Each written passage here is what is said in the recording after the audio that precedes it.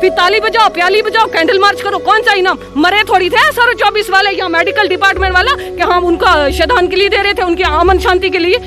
अब कौन सा इनाम दे रही है? 50 लाख रुपया। उसको क्या करने का? मरने के बाद किसने देखे 50 लाख रुपए? जब जिंदा होने के बाद रोडों पे हमने जूते पॉलिश करेंगे। सरकार तो कह रही है अच्छे दिन आ रहे हैं। कौन से अच्छे दिन आ रहे? देख सकते हैं आप अच्छे दिन। ये वाले इनाम, जूते पॉलिश करवाओ, फिर कोविड-19 में काम करवाओ, अपना मतलब निकालो, बाहर निकाल फेंक दो। तब आप वोटों के टाइम पे आते हैं। अगर उस टाइम इस वक्त आते हमें पता चलता कि यूटी में कोई प्रेसिडेंट है, कोई प्राइम मिनिस्टर है, जो LG है, जो भी है, हमें पता चलता कि ये यूटी बनी। इससे अच्छा तो 370 ही रहने देते, JNK स्टेट ही रहने देते। कम से कम ये तो पता चलता कि ये रद्दा है ही है, कुछ ही नहीं हो सकती यहाँ की सरकार। जिंदाओं को बाहर निकाल के जला के रख दिया रोड पे। 2.5 महीने से प्रोटेस्ट कर रहे हैं, वो नहीं सरकार को दिखा। 2 महीने 2.5 महीने बहुत होते हैं। पर हमने स्ट्राइकिंग कैसे की? हंगर स्ट्राइक पे भी रहे, रोजों में भी हमने स्ट्राइक की, लेकिन गवर्नमेंट का कोई भी जवाब हमें नहीं आया।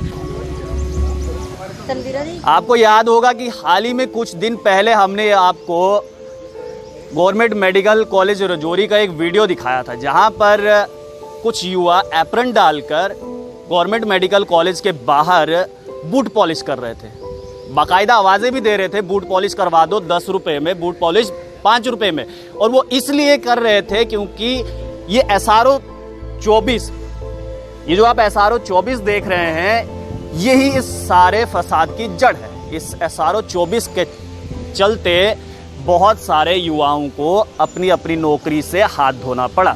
यानी कि जब प्रशासन को ज़रूरत थी इन सब की मेडिकल डिपार्टमेंट में, तो इनसे सेवाएं तो ली गई, लेकिन जैसे ही इनकी ज़रूरत पूरी हो गई तो इनको निकाल दिया गया। और उस समय निकाल दिया गया जब देश के प्रधानमंत्री नरेंद्र मोदी ने यह कहा था कि मैं प्राइवेट सेक्टर के सभी अधिकारियों से एक अपील करता हूं कि इस लॉकडाउन के चलते प्राइवेट सेक्टर से कोई भी अपने अपने कर्मचारियों को ना निकाले। चलिए खैर, वो तो प्राइवेट सेक्टर है, उनका अपना काम था, उन्होंने निकाल दिया, लेकिन सरकारी काम कर रहे थे ये लोग, सरकारी नौकरी कर रहे थे। और इनका जहां तक हमारी जानकारी, इनके नोटिफिकेशन पे ये भी लिखा था कि जितना आपका टाइम पीरियड है, अगर आपका काम अच्छा होता है तो उसके बाद आपका टाइम पीरियड बढ़ा भी दिया जाएगा। इन्हीं से हम बात करते। क्या नाम है आपका? जी, मेरा नाम तनवीर है। कहाँ से हैं आप? GMC राजौरी से हैं। राजौरी से हैं। जी। तो हमें पिछले 2 महीने से हम प्रोटेस्ट कर रहे थे GMC राजौरी में, एक वायलेंट तरीके से। मतलब हमने कोई इनलीगल काम नहीं किया था कि जिसकी वजह से सरकार को या हमारी एडमिनिस्ट्रेटर को डिस्टर्ब हो, क्योंकि हम लोगों ने सोचा कि हम शायद ये यूटी में रह रहे हैं, शायद कुछ थोड़ा बहुत माहौल चेंज होगा, लेकिन मुझे नहीं दिखा रही हमें। अब 2 महीने हमने बड़ा सब्र किया, लेकिन नहीं चेंज हुआ। तो अब हम भी उसी तरीके से और वायलेंट तरीके से अपनी प्रोटेस्ट करें। अभी आपने कहा कि हमने जूते भी पॉलिश किए, हमने गाड़ियां भी साफ की, हमने खबर दिखाई थी। वही हम गवर्नमेंट को ये समझाना चाहते थे कि आप देखो, हमने इस हद तक मजबूर कर दिया कि ये एप्रन पहन के ये जो व्हाइट कोट है हमारा, उसका उस पे जो कालख इन लोगों ने पहुंची गया, वो हमसे इस तरीके से हमने उनको बयान की, लेकिन गवर्नमेंट को वो भी नहीं दिखा। लेकिन फिर हमने मिनिस्टरों से मिलने की कोशिश भी की, LG साहब से अपॉइंटमेंट लेने की भी कोशिश की, हमारी बात किसी ने भी वहां तक नहीं पहुंचाई। अब हम वायलेंट तरीके से प्रोटेस्ट कर रहे हैं। अब हम जान भी हमारी जाए, हमें उसका कोई दुख नहीं, क्योंकि हम 2 महीने से बड़ा सब्र करके हम प्रोटेस्ट करते रहे। लेकिन सब्र का इम्तिहान अब कब तक लेगी हमारी सरकार? 2 महीने 2.5 महीने बहुत होते हैं। पर हमने स्ट्राइकिंग कैसे की? हंगर स्ट्राइक पे भी रहे, रोजों में भी हमने स्ट्राइक की, लेकिन गवर्नमेंट का कोई भी जवाब हमें नहीं आया। नेगेटिव देती, पॉजिटिव देती। जो लीडर जैसे आते हो आप, जिस वक्त आप वोटों के टाइम पे आते हो, अगर उस टाइम इस वक्त आते हमें पता चलता कि यूटी में कोई प्रेसिडेंट है, कोई प्राइम मिनिस्टर है, जो LG है, जो भी है, हमें पता चलता कि ये यूटी बनी। इससे अच्छा तो 370 ही रहने देते, JNK स्टेट ही रहने देते। कम से कम ये तो पता चलता कि ये रद्दा है ही है, कुछ ही नहीं हो सकती यहाँ की सरकार। सरकार तो कह रही है अच्छे दिन आ रहे हैं। कौन से अच्छे दिन आ रहे? देख सकते हैं आप अच्छे दिन। ये वाले इनाम, जूते पॉलिश करवाओ, फिर कोविड-19 में काम करवाओ, अपना मतलब निकालो, बाहर निकाल फेंक दो। फिर ताली बजाओ, प्याली बजाओ, कैंडल मार्च करो, कौन सा इनाम? मरे थोड़ी थे SRO 24 वाले या मेडिकल डिपार्टमेंट वाला कि हम उनका श्रद्धांजलि दे रहे थे, उनकी अमन शांति के लिए। जिंदाओं को बाहर निकाल के जला के रख दिया रोड पे। 2.5 महीने से प्रोटेस्ट कर रहे हैं, वो नहीं सरकार को दिखा। अब कौन सा इनाम दे रही है? 50 लाख रुपया। उसको क्या करने का? मरने के बाद किसने देखे 50 लाख रुपए? जब जिंदा होने के बाद रोडों पे हमने जूते पॉलिश करेंगे, जो हमारी इज्जत थी वो तो ऐसे उछाली इन्होंने। पढ़े लिखे हम भी बच्चे थे, हमें ये कानून और लॉ सिखा रहे हैं कि उनके SRO में एफिडेविट में ये लिखा था, हम उसी SRO के 24 में जो लिखा था, हम प्रिंसिपल सर जो अगर उस चेयर पे बैठे हुए हैं उनके हकदार हैं, फिर उन्होंने क्यों नहीं जवाब दिया? उनमें ये झूठा क्यों बोला कि आप काम करो, आपका फायदा है? फिर क्यों नहीं हमने 25 से 25 उन्होंने टर्मिनेशन क्यों किया? फिर क्यों उन्होंने डोडा में 2.5 महीने स्टाफ से काम करवाया? अगर सरकार अपने 202 वालों को लाना चाहती थी तो उसी जैसे हमें 25 को हमारा साल था तो उसको पहले क्यों नहीं लेके आई वो? फिर 68 पोस्टें SRO 24 के अंदर क्यों निकाली? क्या समझाना चाहती थी गवर्नमेंट? SRO 24 के अंदर GMC जम्मू में फिर क्यों पोस्टें निकाली? SRO 24 के अंदर GMC श्रीनगर में क्यों अभी भी काम कर रहे हैं स्टाफ? कौन सी पॉलिसी खेल रही है सरकार? अगर है तो यूथ को आके सामने जवाब देना, फिर ये यूथ हम भी सवाल करेंगे कि कौन सी डोमिसाइल लॉ, कौन सी स्टेट, कौन सी यूटी, कौन से बच्चे, कौन सी एजुकेशन फिर इन लोगों के लिए है? क्या ये एजुकेशन ये पढ़ाने के लिए? फिर हमारे माँ बाप जो गरीब लोग हैं उनसे अच्छा हम अनपढ़ ही रहते, क्योंकि हमें पता है सरकार आएगी। क्योंकि कुछ बच्चे अभी भी हैं जो जीएमसीयू में काम कर रहे हैं, कह रहे हैं कि वो लीडरों की सपोर्ट है, पावर है उनकी। फिर ठीक है, हम भी अपने घर के बंदे को, मैं अपने बाप को बना देती हूँ लीडर, बोलूंगी तेरी बेटी नौकरी में लगी हुई है, बच्चे आएगी। हर कोई बंदा अपने अपने घर में वोट दे, 5 वोटों से जीत जाएंगे ना। किसी की तो फैमिली 10-12 भी हो जाते हैं। ये नेता अभी तो कह रहे थे कि नहीं सब कुछ सही हो जाएगा, तो सही ऐसा है क्या? ना, जिसका बच्चा अफसर है उसका अफसर ही बन रहा है, जो गरीब है वो गरीब का गरीब ही रह रहा है वहाँ पे।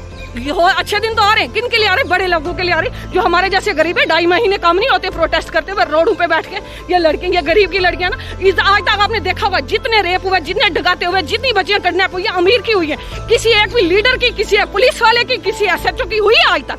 क्योंकि गवर्नमेंट गरीबों के लिए सोच ही नहीं रही है, सिर्फ वो अपने गड़े भरे जा रही है। जब उनके गड़े भर जाते हैं फिर काला धन बंद करो। हाँ भाई, क्योंकि उनके पता है उनको एक्स्ट्रा पैसे आगे हुए, बंद करो ब्लैक मनी। गरीब बेचारे कहाँ जाएंगे? उनके पास तो बच्चे कुछ होते हैं वो भी जाएं।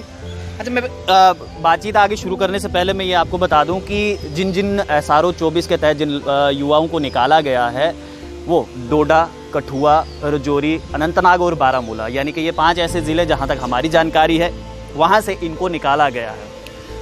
पहले ये देखिए, ये सब SRO 24 के तहत इन लोगों को निकाला गया, यानी कि जब तक ज़रूरत थी तब तक इन लोगों से काम लेते रहे, और जैसे शायद ज़रूरत ख़त्म हो गई तो इनको निकाल दिया। और कहते हैं कि उस देश को कोई हरा नहीं सकता जिस देश का युवा जो है वो मजबूत हो। लेकिन हाँ, मजबूत है हमारे देश का युवा धरने प्रदर्शन करने में, बेरोज़गारी में हमारा युवा बहुत मजबूत है। आइए आप आइए आगे। क्या आपका क्या नाम? शाहिद, मैं जीएमसी कठुआ से। कठुआ से? बिल्कुल सर। अच्छा, ये युवा कहते हैं कि अगर किसी देश को मजबूत बनना हो तो उसका युवा स्ट्रांग होना चाहिए। आप लोग स्ट्रांग हैं, हमने देखा था, क्योंकि government medical GMC government medical college Rajouri के सामने आपने बूट पॉलिश किया था। स्ट्रांग तो हैं आप? जी सर, स्ट्रांग तो है ही हम, क्योंकि हम पिछले 72 दिनों से प्रोटेस्ट कर रहे हैं, लेकिन गवर्नमेंट को ये नहीं दिखाई दे रहा है कि ये कौन से स्ट्रांग है। हम हेल्थ केयर है, हम प्रोफेशनल्स थे, हम एक्सपीरियंस थे, हम क्वालिफाइड थे, लेकिन गवर्नमेंट को ये दिखाई नहीं दे रहा था कि जो हमें इस टाइम कोविड महामारी फैली हुई है, इस दौरान जो हमें काम आ सकते हैं, हमें गवर्नमेंट कॉलेजों में इनको लगाया है। जब इनको अगर परमानेंट लगाने थे वहाँ पे, जो इन्होंने हमारी जो नोटिफिकेशन निकाली थी 15 दिन बाद इन्होंने परमानेंट लगाए थे। अगर इनको हमारे फ्यूचर के साथ खेलना ही था तो 1-2 महीने पहले ही निकालनी थी नोटिफिकेशन। हमारी जहाँ तक जानकारी है कि उसमें ये भी लिखा हुआ था कि अगर आपको लोगों को निकालना हो तो एक महीने पहले आपको नोटिफिकेशन दिया जाएगा, क्लैरिफिकेशन दिया जाएगा कि आपकी हमें अब जरूरत नहीं है। ऐसा हुआ था क्या? बिल्कुल, हमारे SRO में सर 3 पॉइंट्स लिखे हैं। एक तो लिखा है कि आपको एक्सटेंशन जो मिले जाएगी वो आपके गुड परफॉर्मेंस पे मिलेगी, लेकिन हमने इतना अच्छा काम किया है, क्योंकि जब पहले मेडिकल कॉलेज हमने एस्टेब्लिश किया है, क्योंकि हमने 1 साल काम किया है, कोई और मुलाजिम नहीं था, खाली हम थे वहाँ पे। दिन रात 24-24 घंटे हमने ड्यूटियाँ दी हैं, लेकिन गवर्नमेंट को वो भी नहीं दिखा। उसके बाद लिखा है कि आपके जो 3 साल के एक्सटेंशन वो आपके प्रिंसिपल के हाथ में है, लेकिन वो भी हमारे साथ धोखा ही हुआ, प्रिंसिपल ने वो भी नहीं दे दिए। और उसके बाद ये भी लिखा हुआ है कि आपको अगर निकाला जाएगा तो 1 मंथ पहले आपको प्रायर नोटिस दी जाएगी, लेकिन हमें वो भी नहीं मिला। हमें वहाँ पे बुलाया गया ऑफिस में कि कोई काम है, काम के बुलाते वहाँ पे गए तो उन्होंने वहाँ पे हमारे हाथ में एक्सटेंशन लेटर के बजाय टर्मिनेशन लेटर पकड़ा दिया। हम गवर्नमेंट से पूछना चाहते हैं, अगर आप कह रहे हो एक साइड से 50,000 नौकरियाँ, तो दूसरी साइड से जो लगे हैं उनको क्यों निकाल रहे हैं? अगर 50,000 नौकरियाँ, उसके बारे में बाद में बात करेंगे। देश के प्रधानमंत्री ने कह दिया था कि आप लोग किसी को नौकरी से न निकाले, प्राइवेट वालों से। इधर तो सरकार ने ही निकाल दिया, सरकारी नौकरी कर रहे थे आप। पीएम साहब की बात यही है कि मतलब किसी को नहीं निकाला, चाहे प्राइवेट सेक्टर में हो या गवर्नमेंट सेक्टर में हो, लेकिन जो यहाँ पे यूटी एडमिनिस्ट्रेशन है, ऐसे समय में जहाँ पर मेडिकल स्टाफ की बहुत ज़रूरत है और आप लोगों को ही निकाल दिया। सर, अगर हेल्थ केयर की बात की जाए, जो हेल्थ केयर में नंबर 1 नंबर 2 पे इटली, फ्रांस, जो यूके है, उनकी बात की जाए, वो इस टाइम घुटनों के बल गिरे हैं नीचे। लेकिन हिंदुस्तान और यहाँ पे यूटी एडमिनिस्ट्रेशन इतने कैपेबल है, इतना अपने पेन का पावर दिखा रहे हैं, उनको नहीं लग रहा है कि जो हमें काम आ सकते हैं इस कोविड के चलते, उनको ही निकाल दिया है। जिनको एक्सपीरियंसड है उनको निकाल दिया। उनको ये नहीं लगा कि कोविड से क्या महामारी फैलने वाली है, क्योंकि एक 24-24 घंटों में अब 10-10 हज़ार केस आने वाले हैं यहाँ पे, और आ भी रहे हैं। और अगर जम्मू कश्मीर की बात की जाए तो 700 केस आ रहे हैं यहाँ पे, लेकिन गवर्नमेंट को अभी भी लग रहा है कि कोविड कुछ भी नहीं है। लेकिन ये वही जानते हैं जो अभी इस टाइम घुटनों के बल गिरे हैं मैदानों में, जो हेल्थ केयर में नंबर 1 नंबर 2 पे है, और हिंदुस्तान तो 140 के पीछे भी है। बिल्कुल। तो देखिए, बेटी बचाओ बेटी पढ़ाओ, इधर देखिए, बेटियों ने पढ़ भी लिया, बेटियां बच भी गई, और बेटियों ने पढ़ाई किस लिए की? धर्मों के लिए। यानी कि उन्होंने पहले 12वीं की, उसके बाद फिर उन्होंने ग्रेजुएशन किया, उसके बाद उन्होंने पूरी मेहनत से, लगन से इम्तिहान पास किया, एंट्रेंस पास किया, और मेडिकल डिपार्टमेंट में यानी कि स्वास्थ्य विभाग में नौकरी ली। और नौकरी लेने के बाद बेटियां खुश थी, लेकिन आज यही बेटियां ये सोच रही होंगी, दुख हो रहा है आपको? दुख, कितना दुख हो रहा है? सब बोल नहीं सकते कि कितना दुख हो रहा है। मतलब क्या सोचा था आपने पढ़ाई करते समय? क्या सोचा था कि अब तो नौकरी मिल गई, अब तो ज़िंदगी सफल हो गई?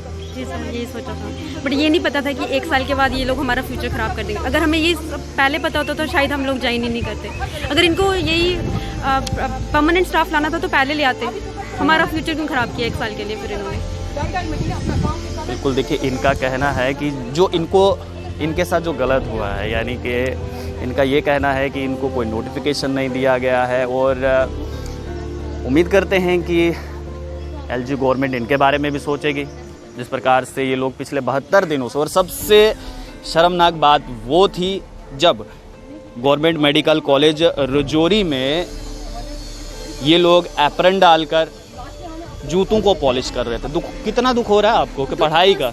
सर, हम शब्दों में उसको बयान नहीं कर सकते। आप सोचिए, ये एप्रन पहन के, मतलब एप्रन एक बोलते हैं कि डॉक्टर भगवान का दूसरा रूप होता है। हम भी वही पैरामेडिकल स्टाफ थे, इन लोगों ने हमें निकाल दिया। उसके बाद हम इतने मजबूर हो गए, हम लोगों ने जूते पॉलिश करके, चाय बेच के, गाड़ियाँ साफ करके अपना प्रदर्शन किया कि शायद गवर्नमेंट को कुछ शर्म आ जाए। मगर हमारी यूटी की गवर्नमेंट इतनी अंधी, बहरी और बेशर्म हो चुकी है जिनको कोई फर्क नहीं पड़ता। एक तरफ ये बड़े बड़े नारे लगाते हैं, बेटी पढ़ाओ बेटी बचाओ। क्या हम लोग किसी की बेटियां नहीं है? 72 डेज हो चुके हैं हम लोगों को रोडों पे बैठे हुए, और वो बेटियां जो एजुकेटेड यूथ हैं, जो स्किलफुल बेटियां हैं, जिनके हाथों में इंजेक्शन होने चाहिए थे, जिनकी इस टाइम सोसाइटी को ज़रूरत है। ये पूरी दुनिया जानती है कि इस टाइम कितना बड़ा पेंडेमिक चल रहा है। पूरी दुनिया को इस समय हर स्टाफ की ज़रूरत है। एक तरफ ये रिटायर्ड स्टाफ को बुला रहे हैं, मगर हमारी यूटी एडमिनिस्ट्रेशन इतनी अंधी, बहरी और इतनी बेशर्म हो चुकी है, स्किलफुल यूथ को, एक्सपीरियंस यूथ को बाहर निकाल रहे हैं। शायद इनके पास कोई सुपर पावर्स आ गई हैं कि ये कोविड-19 के साथ फाइट कर लेंगे, इसलिए हमें निकाला जा रहा है। हमें याद है कि विबोध गुप्ता जो पूर्व MLC भी हैं वहाँ से, और पुंछ रजौरी को अच्छे से जानते हैं, तो जब उनसे भी बात हुई थी तो उन्होंने कहा था कि पुंछ और रजौरी का युवा उनके साथ है। तो विबोध गुप्ता जी, अगर आप देख रहे हैं तो देखिए, आप ही के वहाँ के युवा यहाँ पर आए हैं और खुश नहीं हैं, और ख़ासकर नेताओं से तो कतई खुश नहीं है, क्योंकि नेताओं ने अभी तक इनके लिए कुछ नहीं किया है, इनसे शायद बातचीत भी नहीं करी। उम्मीद करते हैं कि जो वादे ये नेता लोग करते हैं, इन वादों को ज़मीनी स्तर पर भी उतार कर देखें। आप लोग देखते रहिए अर्ली पोस्ट। कैमरामैन शाम जी के साथ देव ठाकुर, जम्मू।